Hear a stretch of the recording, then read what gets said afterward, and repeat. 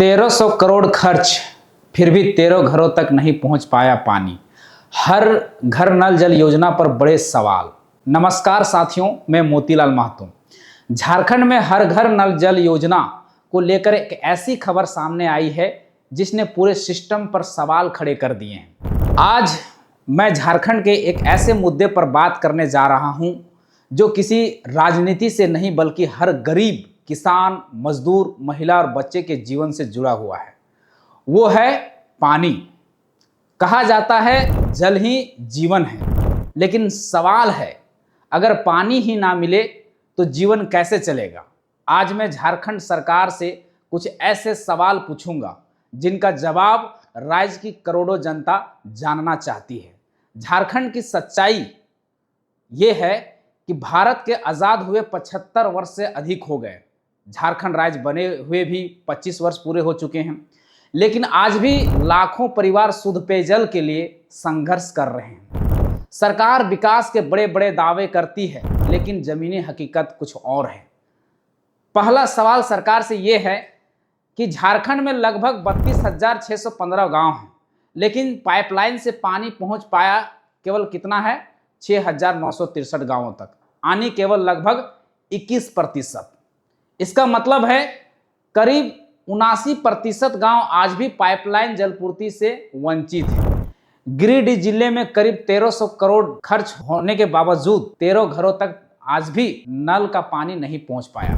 अगर हजारों करोड़ रुपए खर्च होने के बाद भी लोगों को पानी पीने का पानी नहीं मिल रहा है, तो आखिर जिम्मेदार कौन है? सवाल पहले इस खबर में छपे हुए कुछ महत्वपूर्ण आंकड़ों पर नजर डालते हैं।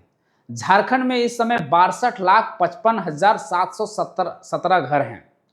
इनमें से 61,69,152 घरों तक नल से जल पहुंचाने का लक्ष्य रखा गया था, लेकिन अभी तक केवल 34,19,100 घरों तक ही नल से जल पहुंच पाया है, यानी लगभग 27,62,359 घर तक अभी भी इस योजना का लाभ नहीं पहुंच पाया है। इसमें भी केवल नल ही पहुंचा है, नल से जल नहीं पहुंचा है। हम लोगों को चाहिए पानी, केवल नल नहीं। इस योजना पर 24,600 करोड़ रुपए खर्च होने का अनुमान है। आंकड़ों के अनुसार केंद्र सरकार की ओर से 12,257 करोड़ दिए गए हैं। राज्य सरकार की ओर से 1,247 करोड़ देने थे, लेकिन इस वर्ष केवल 1,521 घरों तक ही नल से जल पहुंच पाया है, यानी खर्च करोड़ों में और काम बेहद धीमी। अब बात करते हैं गिरिडीह जिले के। आंकड़ों के अनुसार जिले में लगभग 1300 करोड़ खर्च किए गए, इसके बावजूद 13 घरों तक पानी नहीं पहुंच पाया। कई जगह पाइपलाइन बिछा दी गई, लेकिन पानी की सप्लाई शुरू नहीं हुई। कहीं टंकी बन गई है, लेकिन चालू नहीं हुई। कहीं परियोजनाएं अधूरी पड़ी हैं। लोगों का आरोप है कि बिना काम पूरा किए भुगतान कर दिया गया।